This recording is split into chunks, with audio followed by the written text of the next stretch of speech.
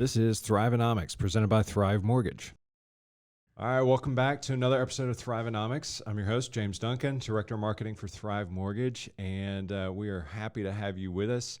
Joining me in the studio today is my good friend, Brian Hurd. Brian is the VP of our Build division, Build by Thrive. I knew I was going to butcher it. That's okay. You say it. Build by Thrive Mortgage. Build by Thrive Mortgage. You'd think it'd be easy, right? Yes. Especially for a wordsmith like me to figure that out. Well, anyway, Brian, and if you're unfamiliar with what exactly that means, Brian is the head of essentially heads up our construction division. And at Thrive Mortgage, we have a dedicated division to new construction, helping client, whether it's doing a design build project or working with a higher level production builder or high volume builder to build your dream home. We've got solutions for you. And I wanted to have Brian on this episode just to chat about things that just kind of his background, why Thrive has a construction division at all. There are other alternatives out there, but what makes our abilities and our products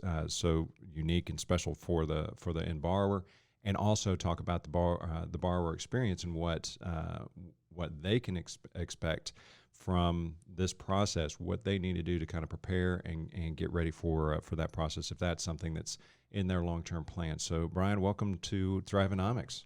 Thanks for having me. Absolutely. Any chance I get to talk about Builder, hey, I'm there. You're all in. I'm all right. in. Perfect. Well, let's speaking of talking about Builder, let's talk about you and your growth and kind of trajectory on the lending side as it regards the construction space. What is it about construction that you've always had a passion, or why have you always had a passion for construction? Well, I think it dates back to my childhood. My dad's a custom builder, so I've been around it all my life. I've swept out a lot of houses, carried a lot of lumber, done a lot of labor work. So, I've grown up around it, you could say. Uh-huh. I've been in the mortgage side of things since 2003. Uh-huh. But it really wasn't until 2008, 2009 when the last time the world ended, so to speak, that I really started to focus on it. Okay. And I did that as an originator for many years. It was an originator for 12, 13 years. But then decided what I really liked doing was focusing not only on builder, but focusing on helping create strategic partnerships and helping loan officers grow their builder business. Gotcha. So when you were a young kid working on the job site, sweeping out the job sites, I've got a question for you, because I used to work for a custom builder too. Yep. So I heard a lot of the pranks that project managers would pull on the young bucks in the industry. Did you ever, were you ever instructed to go check a slab using a broomstick? To check for air pockets in the slab. No, I was not. You didn't. That's a good one. I like that. Yeah, I heard a story once from one of our project managers that they told a kid his first time on the job, just out of high school, and they said, "Here, take this broomstick, and you got to hold it straight up and down, vertical, and we need you to walk from corner to corner to corner to corner all over the slab, dropping the stick and catching it, and what you're listening for are air pockets in the foundation." And so they left and went to go grab some lunch. They came back about an hour and a half later, and this poor kid had only made it like halfway across the slab, but he was standing there dropping that broomstick, just and listening for air pockets in the slab. Anyway, those kind of things. I never had to do that. I was pretty much slave labor. Whatever the project managers, whatever they needed me to do, that's what I did. Didn't matter that I was the owner's son. You go do it. Just hop to it. Oh, yeah. Well, good. Yeah. Builds character. It does. All right. Early mornings and late afternoons and evenings. So, All right. Yeah. Cool. Well, let's back to the topic at hand now. Yeah. How did you? What was that transition like from being just an originator doing standard conventional FHA VA loans, moving into more of a focus on the construction business? What was that transition like for you? That's when I found my groove. Yeah. Prior to joining the mortgage industry, I actually worked for a large computer firm.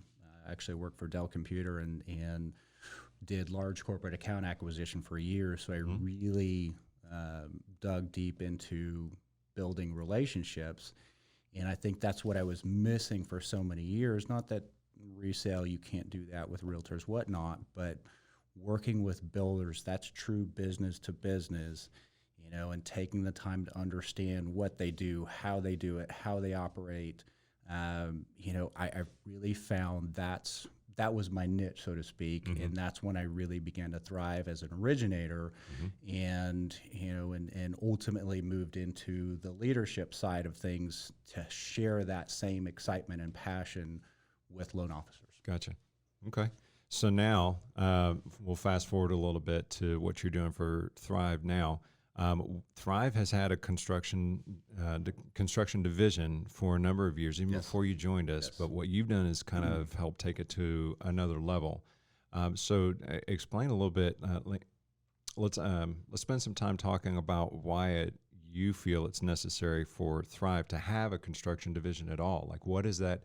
What is that doing for our referral partners and for the various different folks that are in the industry that we work with? Also, what does that make? How is that benefiting the consumer? That's a good question. So a lot of companies say they want to do builder business. A lot of mortgage companies, they have some products here and there, but builder is different. It's just a different animal altogether. It's very complex. You're dealing with a 6-month, 9-month, 12-month process as opposed to your typical 30-day, 45-day cycle. So you have to be all in. It's not something you can just dip your toes into. Right. You have to have a philosophy around it. You have to have a plan around it. And you have to have all of those products and programs. All those things are really important. But you have to have a culture that understands, how builders operate. I would say maybe 20-25% of the loan officers out there really I don't want to say aren't capable. They're just, it's just not their cup of tea. I think 25% of the loan officers out there are really ever going to focus on this type of business. And I think it's critical that those that do want to focus on it, they have that proper support. Right. Absolutely, in the program side, that's critical. You have to, whether it's a construction loan or long-term locks or condo programs, whatever that may be. But it's also from the sales and marketing side, because one of the biggest questions I always get is, how do I get started? Right. I always wanted to do builder, but just didn't know how to dig in. Right. Because I've done it so long, it's not that I'm any more intelligent than the average loan officer. Well, maybe a little I can bit vouch for that. I knew that was coming. But because I've done it and I've seen what works, it's kind of like my chemistry set, and I've played around with it over the years, and you see what works and what doesn't. So it's having that support structure that says, hey, let's go out and do it together. Let's create a strategic plan, and let's go jump in the trenches and do it. Right. All right. So that's a really good, great answer and great perspective from kind of the industry side of things. Address it a little bit from that same question, a little bit from the consumer's side of things. How does Thrive Mortgage having a consumer-driven construction division? I kind of made up a rhyme there. How does us making those services available to the consumer, how does that benefit them? So I think it's critical for the client perspective, because you typically have your depository banks, your local, your regional banks that do construction loans really well. And then you have the mortgage companies that do the permanent loan really well. Right. The problem is it breaks up the continuity, for the builder, for the buyer, and, having all of that process under one roof is absolutely critical, because it keeps, a client is able to engage with one loan officer through the entire process, from before they sign their first contract to when the house is essentially complete. And of course some mortgage companies, they'll broker it out, and that's fine. But not only having both those critical pieces in-house, but everything along the way. For example, the draw process, having somebody, you don't have to call a call center halfway across the country to answer or get questions answered about, hey, what's going on with my draw, or how does this particular portion of the construction loan work? Having all of those pieces under one roof, it just makes it nice and clean and easy. And I think that's where we excel, because we do both parts really well. Sure. Okay. So, thinking again about the consumer, let's talk about the process that they go through. And if we have listeners in our audience who are contemplating the possibility of one day, or maybe someday soon, building their dream home or building a custom home, building something from the ground up, because that's something that, especially with what's going on in the current environment, that's actually something that's gaining a lot of interest right now, as I'm sure you've read as well.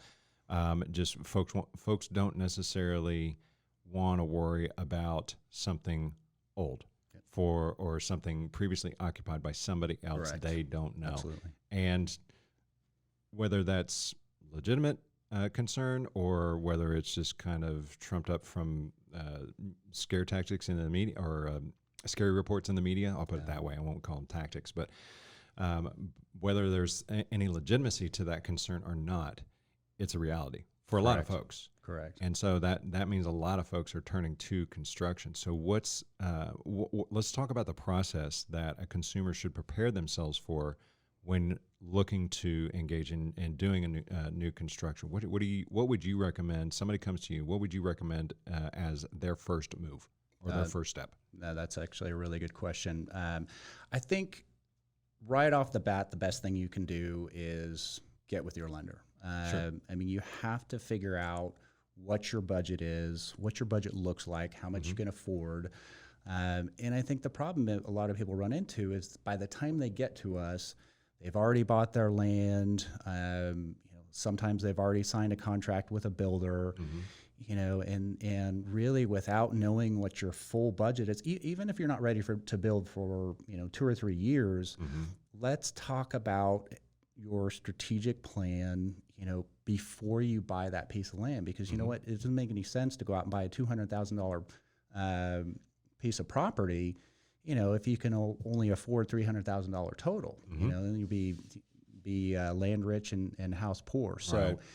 Absolutely figure out what your budget is up front. And it also helps to realize, okay, well, are my credit scores in good shape? Or is there anything, obviously there's been tons of changes in the mortgage markets lately. So it's always good to plan and make sure the financial aspect of it is taken care of up front. Right. Obviously it's the least sexy part, but it's probably the most integral, and it's best to get it out of the way first. Then, of course, then you can go out and do the fun part, go search for a piece of land. I highly recommend you talk to your builder or talk to builders before you buy a piece of land. And the reason being is a lot of people will go out there and look and say, this is a beautiful piece of property. It just speaks to me, what have you.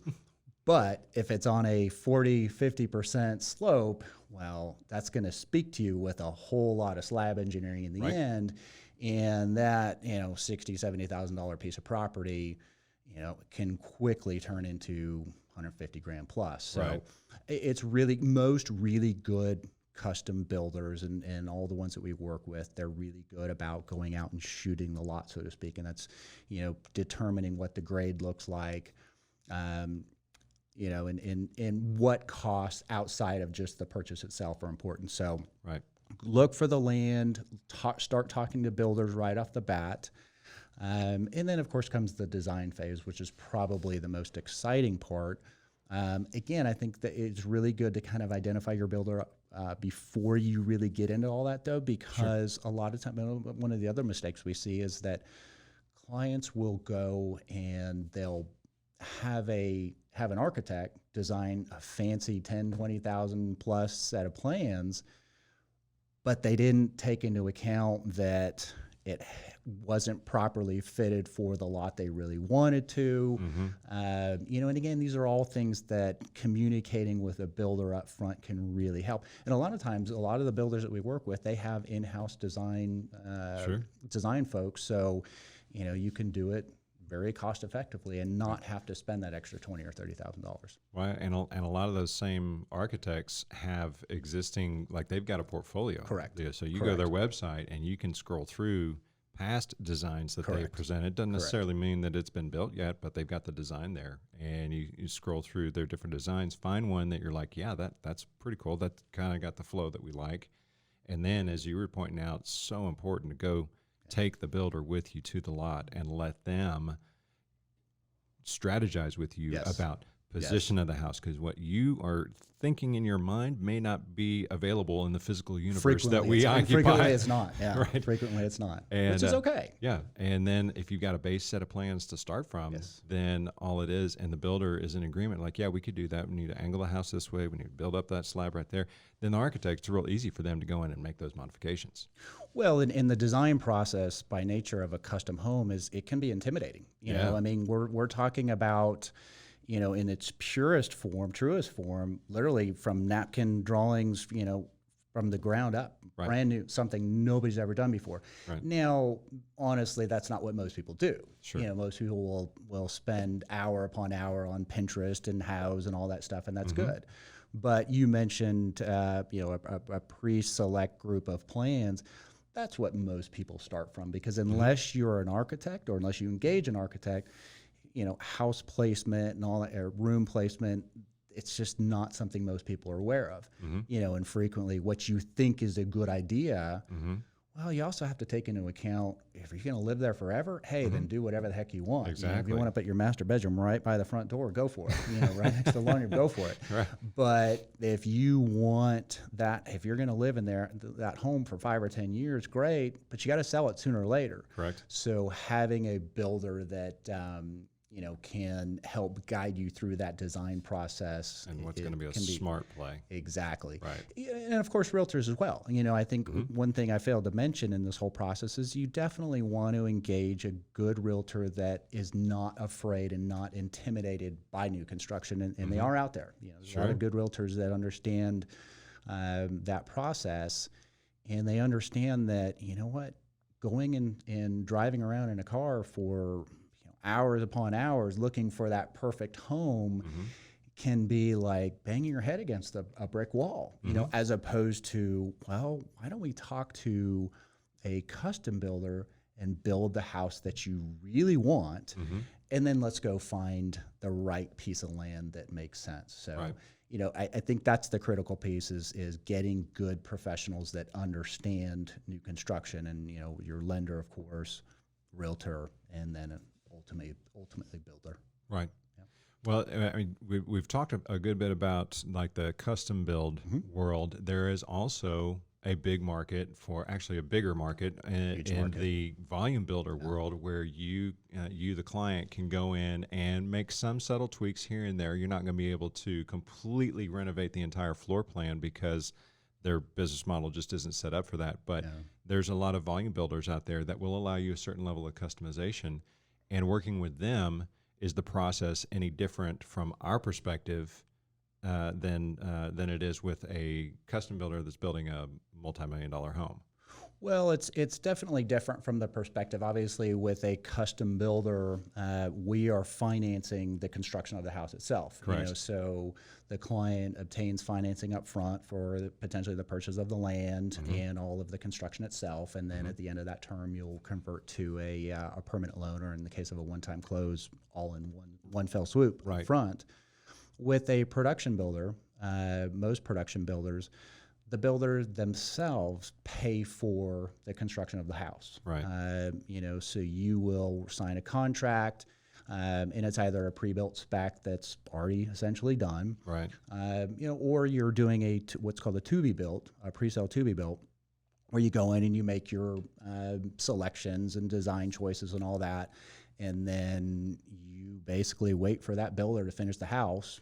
6 months later, close on your permanent loan or on your loan, and you're done. Right. So the process, it's technically easier than a construction loan, but you still have to be very aware, you know, or we do on our side, because we need to know, hey, you know, does this builder take 4 months to build? Does this builder take 6 months to build? You know, it's the idea or the model that I've seen in the past of, hey, go get your house built, come to us 30 days before completion. That's just not a good idea. No, you that's know, a terrible idea. You know, there's a lot of things we need to take into account. Right. You know, what change orders have happened over the term. Right. You know, when we're 60, 70 days out, is the builder hanging cabinets, or are they, you know, still hanging drywall? You know, we need to know their process. Right. That way we can really start talking about, does it make sense to lock, when we're 6 months out or 3 months out or 30 days out or whatever. So we want to stay really involved in the process. We're just omitting the need for that upfront construction loan. Right. And of course we want to make sure appraisals are done properly and all that. So Right. it's different mechanically, but in the actual spirit, they're both pretty similar. Would you agree that in the event someone is going that route, they're going with a volume builder that is putting specs on the ground or to be built on the ground, would you agree with me that it's a good idea that as soon as they sign that contract with the builder, that would also be a good time for them to come talk to us that early in the process? Same as with a custom builder. Yeah. I absolutely recommend you talk to your lender ahead of time. Right. Before you actually start, before you walk out the door with your realtor or however you're going shopping for your house, get that part of it out of the way. Right. Talk to your lender, make sure you develop, that overall strategy, because you're going to talk to a number of different builders. You're going to talk to a number of different builders that have, their own mortgage companies, and you need to make sure that you're prepared prior to signing a contract. Right.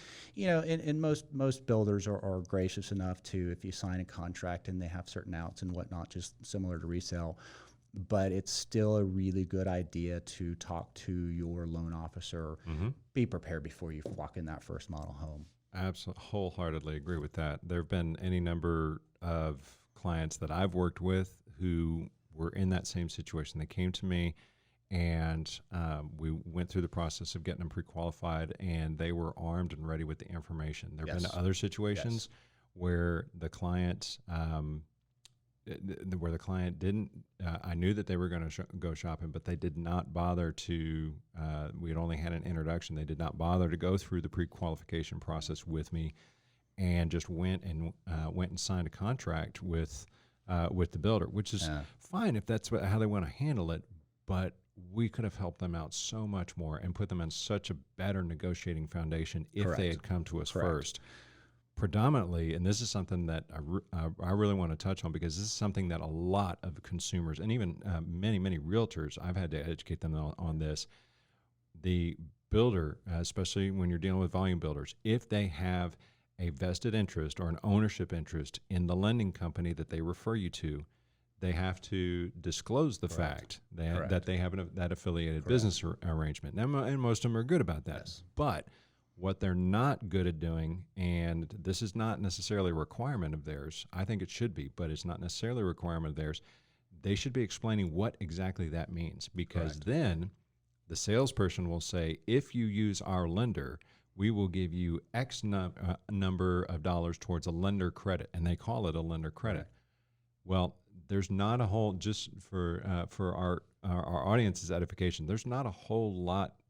There is not thousands and thousands and thousands of dollars of margin in a loan, in a mortgage loan deal that we structure in order to offer that kind of credit. That is not a lender credit. I don't care what term they use.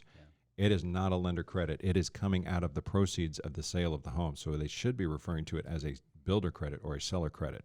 If they're referring to it as a lender credit, hold on to your wallet, because they're not shooting you straight.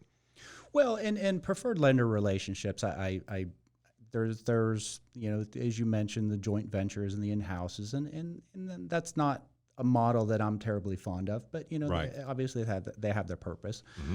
Preferred lenders, I love competition. I think it's healthy. Absolutely. I think it's a really good thing, and fortunately, most of the builders that we work on the volume side, that's the model they have. 2 or 3 preferred lenders, because it keeps the lender from getting complacent, number one. Right. That's the and big problem. It's the biggest issue. You walk into some of the largest builders out there, and look, I don't want to knock them. I mean, they're great organizations, but you talk to a loan officer that is where the client is mandated to use that loan officer. I mean, legally, no, and he can still shop, but financially mandated, we'll say. Yeah. The motivation, that motivation to do exceptional work, it's just not there. Correct. And I'm not saying, every in-house lender doesn't do a great job, because some of them really do. Right.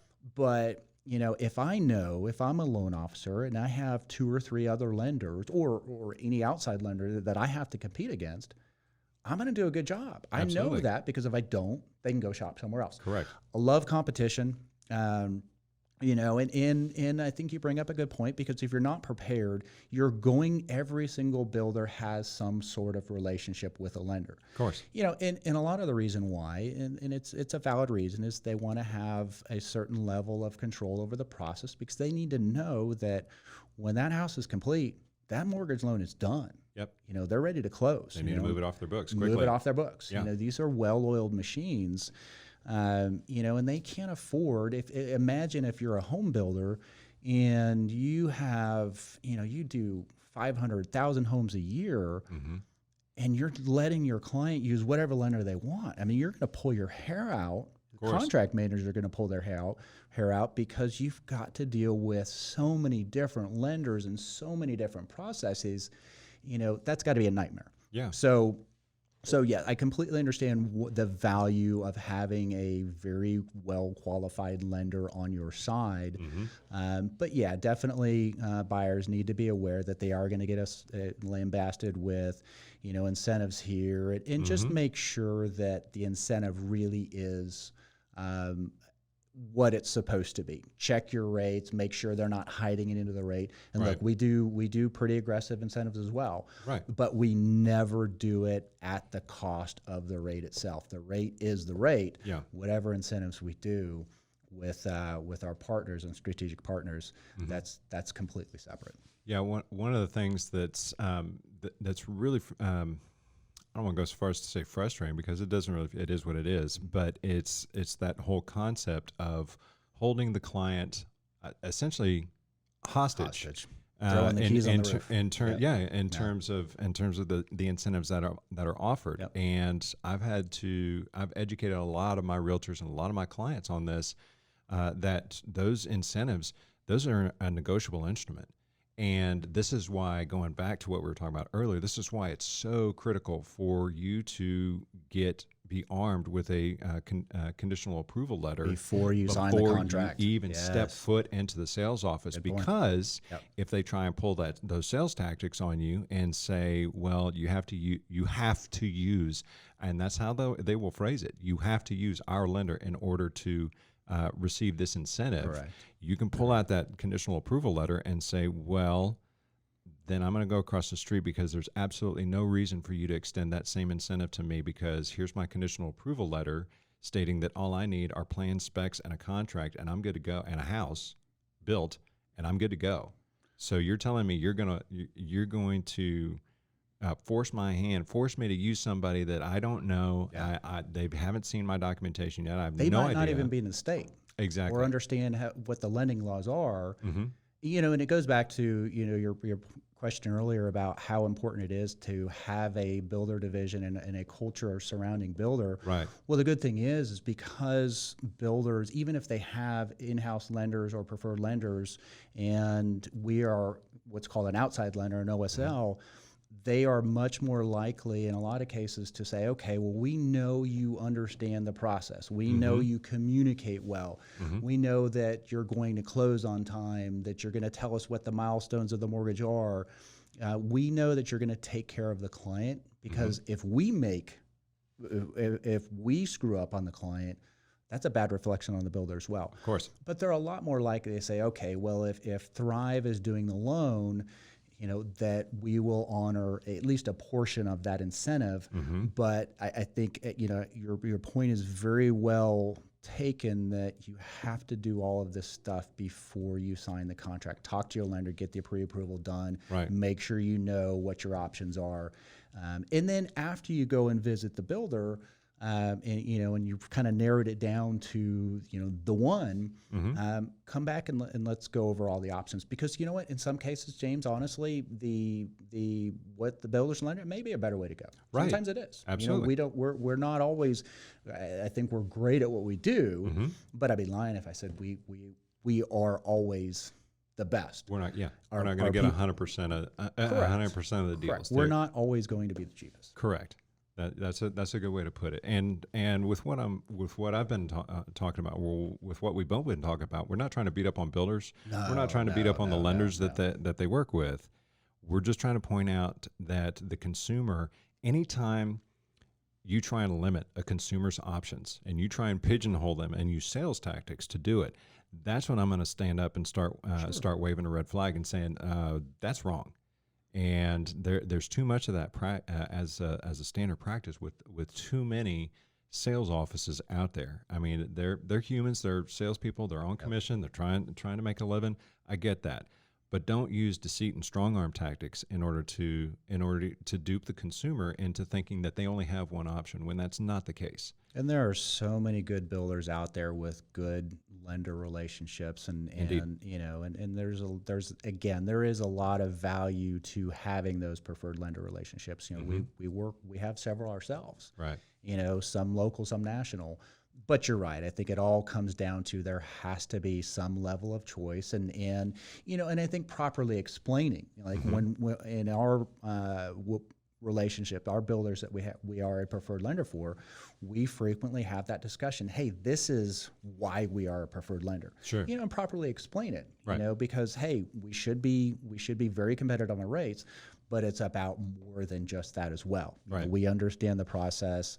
We're going to walk down that aisle with you the whole way through, from the moment you sign that contract until you get your keys and move in the front door. And whoever you ultimately end up using, that's what you need to make sure, you know, that this person's going to call me back, you know, and that they're going to be accessible. They're going to coach me when what market conditions look like. They're going to let me know when I should lock, rather than me having to follow the stock market and the bond market and go, okay, well, hey, I shouldn't have to chase you down as my loan officer. You should be the one that's counseling me on all of these things proactively. Exactly right.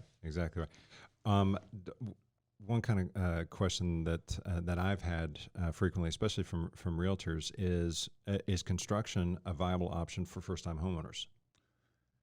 Yes, it is. I wouldn't suggest going out and building a palatial mansion, or even doing necessarily doing a custom the first time around. But then again, honestly, it's a lot more. I say that, but it's a lot more accessible now than it used to be. Right. You know, I mean, it used to be new construction, custom used to be. You know, you have to have large amounts of down payment money. You have to have perfect credit. It's just not that way anymore. You know, FHA and VA, and you know, if you're a veteran, you know, you can build 100% construct or 100% zero down on a one-time closed construction loan. Right. You know, which is it's just not something that's really ever been available. Right. So. Yeah, I mean, I think it's definitely, well, and the other part of the equation is in the pandemic's only made this worse. We have a supply issue. Yeah. You know, we are years away from housing equilibrium. You know, that point where demand is matched by supply, or supply is matched by, you know, one or the other. You get what I'm saying? I know where you're going. You know, and one of the biggest issues with that is specifically affordable housing. You know, we know that people need houses. They want houses. They need to move in. Right. But, you know, that the housing prices, you know, that's a construct of labor and materials and, of course, land. You know, as Mark Twain said, they're not making anymore. So, you know, that's not getting any cheaper. Right. So I think you're seeing a big boom in that affordable, I kind of like to call it attainable sector, with manufactured and really entry level. And I think new construction is going to really lead the way. So yeah, I think that's a very long-winded way of saying, yes, I do think construction is very viable for new build, is very viable for first-time home buyers. Just make sure you're aware of, you know, what your options are, what you can really afford. And exactly what you're, you know, they say when you build a custom, make sure your marriage is on firm ground. You know, you're taking one of the most emotional processes people can go through, aside from, you know, marriage and childbirth and all that. combining it with the largest financial investment anybody ever makes, and you're over a long, very period of long time. way. Oh, and by the way, you have to pick out the colors Everything. and design choices and all of these things, and you have to do it as a couple. So Raul, still want to build a new house? Well, I think I'm in a pretty good relationship. Or There you go. Honestly, it's a lot of fun, but yeah. no, but I mean, honestly, I did check into it recently because I actually don't own. I've never owned a home before, and I think I'm at the point now where I think I want to. Or I definitely do.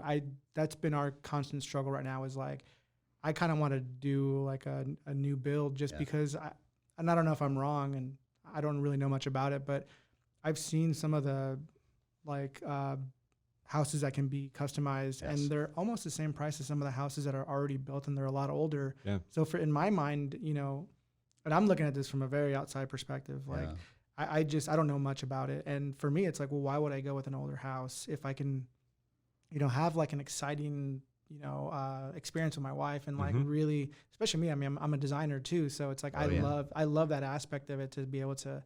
I kind of know what I want. I want a huge gaming room. Anything else is... That's the important part. Your man cave is the important part. And so it's like a lot of the older houses, they don't have that, and I love open spaces and things like that. And, how possible is that for someone like myself and my wife to be able to get into something like that? It's very possible. I think the real limiting factor... Hold on, sorry to interrupt you. It's very possible as long as I'm doing the loan. And James has become quite the construction guru. So hey, I'm proud of you, to. James. Thank I'm you. proud of you. Appreciate Not only that. do you run marketing, but you do a good construction loan now and again. Thank you.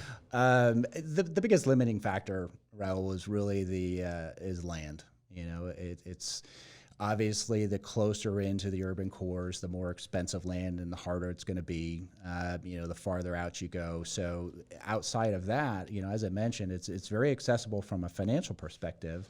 And it's cool because you can design a house that meets your needs, not the person that was in the house before you or before them. This is the house. You can design your game room the way you want. What's important to your wife, what's important to your daughter, and as James mentioned earlier, fresh, clean, new, that's all the rage right now. Whether it's founded or not, people want something that hasn't been lived in before. Right. But I think, it in reality, what's important is that it's unique to you. And my wife and I recently built our custom home, and I wanted to design a house from the ground up, based on everything that I've seen in the industry and then growing up and all that. And it was a lot of fun. I mean, fortunately, we were able to segment what we wanted to do. I took care of all the outside and the facades and let my wife handle all the inside. It worked out really well. But yeah, I think it's definitely attainable. I mean, I think the misnomer is that, well, if I'm going to do custom, that's only for people building $1.5 million houses. Well, yeah, that market's doing pretty well as well. But we're seeing a lot of, a lot more accessible again in that $300,000, $400,000 range, heck, even under $300,000 in some areas. And getting a construction loan now has never been easier, substantially more so than it was 10, 15 years ago. So yeah, and that's just this one thing I noticed. I was looking here in the Austin area, and it's like there's houses that are $300,000 and they're pretty small. And they're old, and it's like, man, that's gonna really, like cost a lot per month. Yeah, I don't know if I want to. I don't know if that's gonna be worth it for me. And that's actually why we kind of put on hold. Yeah. And now we're starting to get back into it to figure out. I think that's what I really want. I definitely don't want like an old, unless it's a really good deal. Yeah. I'd want an old house, but I don't really see them here, especially in the Austin area. Like I don't really see them. So that's what I've been kind of playing with right now. Well, and you mentioned you have a good idea of what you want, Yeah. And I think a good builder will be able to translate that, what's in your mind. And of course, they'll have you gather a number of Pinterest articles and pictures and all that stuff and get it all together. But they'll take that and create your house. This isn't James, this isn't mine, this is Raul's house. And there's a huge amount of satisfaction in going, you know what, we built this. Mm-hmm. You know, this is something that we designed. You know, we wanted the living room here. You know, we wanted a very open, great room, that sort of thing, whatever the case is. You know, I think now that we've been stuck in our homes for the last couple months, you know, we realize what we like, what we don't like, what we need, and we've started to visualize what we really want. So, you know, that's translated into this, hey, I know what I want. And it's so hard to find in a house that's already sitting there, as opposed to going out and actually building it. So, you know, I think that the creative factor has really kind of risen, or the awareness of it and our surroundings, you know, and as people work from home, hey, I need more space to work from. I need separation. You know, the open concept plan was all the rage for so long, and that's still important. But when you're sequestered in the same place for not so much. Not so much. You need your private spaces. You Right. need your game room, and you know, you need your work room and craft room, whatever the case is. But you know, I think that that's kind of helped spurn this desire to build what I want, not what somebody else did or the builder thought I wanted. So lots of great specs out there, but custom's fun.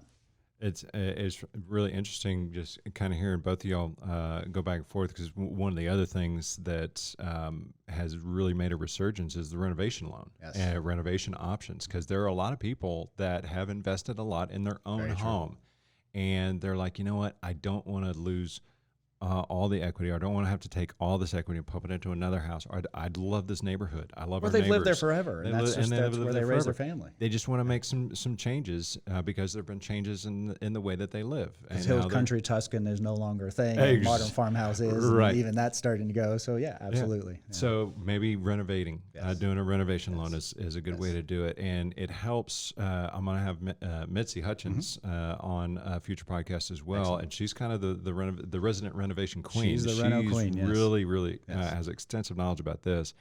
But renovations are a big deal, and it helps that we have a dedicated construction department, because while a renovation loan doesn't require that interim construction loan, there is still a lot of overlap between the two worlds, and because you are dealing with draw schedules and you're dealing with general contractors and the like, and especially if it's an extensive renovation program or renovation plan.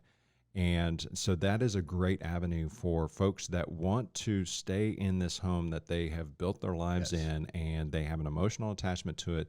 And it's not that they want to just completely demolish it, get rid of it, and do something else. They still like that home. They just want to make some adjustments, making it more modern and whatnot. I mean, that's become a big thing. And you know, back to the comment on, you know, land they're not making anymore. Right. I mean, it's true, you know, and it's hard to find, especially if you want to live close in and close to work, if your house is exactly where you want it, but the style, it's just, you know, you got the mauve carpet and all that kind of stuff that you just need to change, you know. And from the Brady Bunch. Exactly. That's a really good option. And you're right, you know, but the fact that we have that ability, and we know, I mean, because it is very similar to doing in terms of the financial mechanics, similar to a construction loan. Right. But it's a very different process in respect to, gosh, you know, you have your house, and that is going to be a hugely invasive process if you're planning on living in it while you're doing the renovations. But, you know, it kind of all goes back to talk to your lender early. Yeah. You know, because we see this every single day. We can give you input on, you know, what the different options are.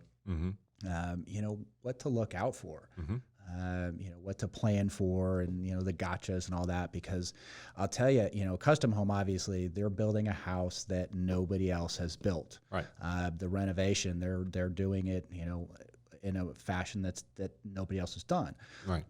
But even if you have a builder that builds the same house 100 times in a community, every single one of those 100 homes is going to have something go wrong. Something's good. There's going to be a challenge with it.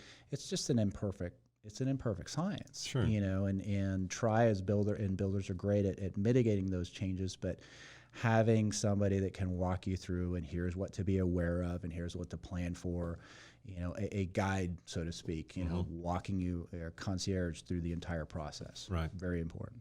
So, Raul, back to your situation, that could be a potential solution if you do find a property where, like, you know what, this could work. I just would want to change these dozen or so things. Correct. So yeah, because it really, like, I don't want to completely, I don't want to completely from the ground up, like, Yeah. But there's just a few different things that I'm like, it's almost like a must have, like, especially if it's the same rate, Right. like all these things are just kind of the same rate. I would love to have these things, and Yeah. it could be a make or break for me, to be honest. I Well, understand. and a lot of builders will do, we talked about custom and then production. And I mean, it's not always, mutually exclusive. I mean, there are a lot of builders that will do kind of somewhere in between, a semi-custom, so to speak, allow you to move walls, and make those changes. So, make sure you know that up front.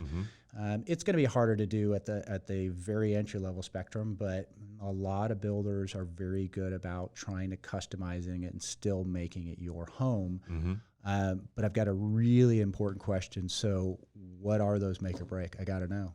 What is it you have to have? What does Raul absolutely have to have? I mean, I think it's deal just breakers. it's simple. It's just like the open concept. Like I'm huge on that. Like I really love to be able to like entertain. Like I always have family and friends. Some people don't feel comfortable having people in their homes. I actually love having people over for anything. And also, we're really big like foodies, me and my wife and my daughter. So it's like kitchen for a row. Yeah, we need like an open kitchen, like that's huge. And then me and my daughter specifically, like we're huge gamers, and so that's like really big for us. Like to be able to do that, like we'll play like all day, and so that's something huge. We probably spend more time in our living room than our rooms. Right. So that would be like the make or break. Like I want to have like a space that we can be in all the time. Right. And then we go off to our room if we want privacy or whatever, Well, and I think that's where you're going to have that's a good segue into. I mean, it really is easier to find those things in new construction. It's not that you can't find them in traditional homes or resale, whatnot, but the open concept plan has really become big over the last several years. You used to walk in and you had your office to the left, your formal living room to the right, and then you had your family room, excuse me, I forget. Staircase there, and and all that kind of thing. But and you had your kitchen off to the side and a dining room. Well, those are concepts that really they exist, but they're very different now. Like for our house, we have a great room. We don't have a traditional dining room. We don't have a formal living room. I mean, we're not having tea parties. We want to do, we want to entertain as well. And having that open flow concept, and you have your dining room that's actually now part of the breakfast and the kitchen and all that. And then of course, outdoor spaces are absolutely big, and really especially important in Texas. now. Absolutely. And it's harder to find those things in a house that was built 20, 30, 40 years ago. Because those things it was different back then. I thought of one last thing. Oh. And then I'll shut up. I'm excited. No, like for instance, right now, because I work from home, I do freelance and stuff like that. And so like office space for me at my home is like really big. And so right now my apartment, for instance, it was, it's pre-built, whatever. And so and like right when you enter, there's like a very small like area about this big for a computer, and it's like, we don't really do that. Like that's way too small. I can't put my desk in there, especially nowadays, like with all the virtual meetings and all that. Like you kind of want to have a nice big office space. So you have a, nice background, so that's really big for me also. Something that Because I work feels so good, much. in that environment, because a small little, you can go, if you want a cubicle, go work for a Fortune 100 company. And you don't want that at home. So, and I think a lot of people work so much from home nowadays that you got to kind of have like that, it's, you have a really cool desk and you have like really nice things, posters, and you want to kind of decorate to kind of keep you motivated. So I feel like that's something that kind of dates a house, and it's a huge bummer because we have that space in my apartment and we can't use it because it's already built in, and that's it. It's just a waste of space. Well, if you think about it, you mentioned decorating the space, decorating the room and all that. Well, I mean, that's essentially what custom or semi-custom is, except you're decorating that house around you. That's yours. So, and it's interesting, with the whole lockdown, quarantine, whatnot, that has become such a critical, important piece for builders is,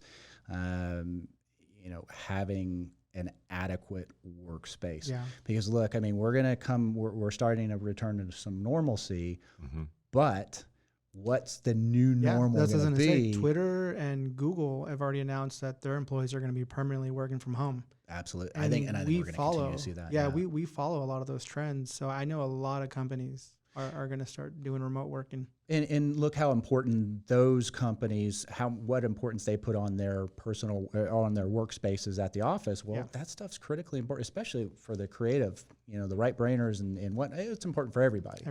But it has to feel open and inviting and comfortable and kind of promote that creative thinking. Right. Absolutely.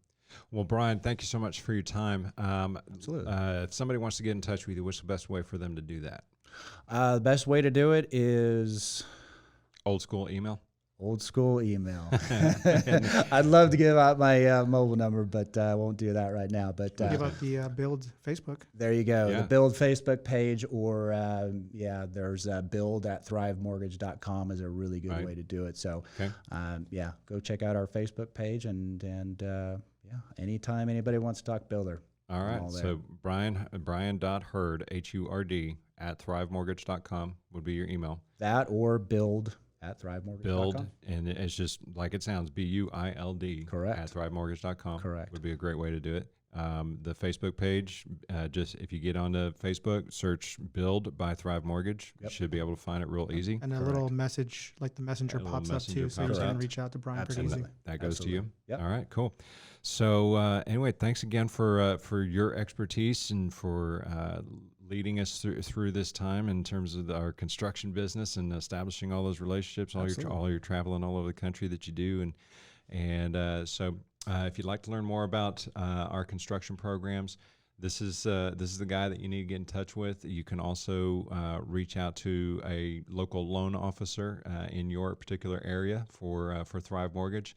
They have access to all the same programs. Brian does a great job educating our sales staff and on available products and the guidelines and how and kind of coaching them on how to inform you, the consumer, in what's going to be in your best interest long term, financially speaking. So, Brian, again, thank you for your time. We appreciate you coming on. Thanks for having me, James. Enjoyed it. Absolutely, it was fun. We'll do it again at some point when this craziness is over and we've got. We're getting there. More things to report. Yes, absolutely. Maybe next time, we didn't have time to get to it today, but maybe next time we'll talk about specific construction programs. Absolutely. Like you mentioned earlier, with the one-time close versus a two-time close, Yeah. and all the different agency programs I that are out there. love sharing just how easy it is to do. Yeah. So yeah, it really is. Anytime I get a chance to talk about how accessible it is, would love to come back and speak about it.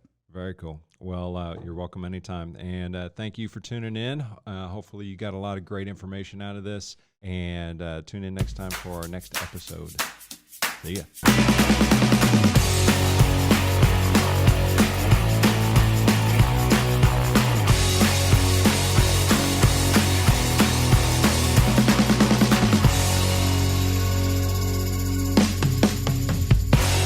This is Thrivenomics. The title sponsor of this show is Thrive Mortgage. Licensed in multiple states across the U.S., Thrive Mortgage employs the best professionals equipped with leading technology and the most efficient process to deliver a legendary lending experience. For more information about how we can serve you or to find a local mortgage professional in your area, please visit us at Thrivenomortgage.com. Thrive Mortgage is an equal housing lender. NMLS number 268552.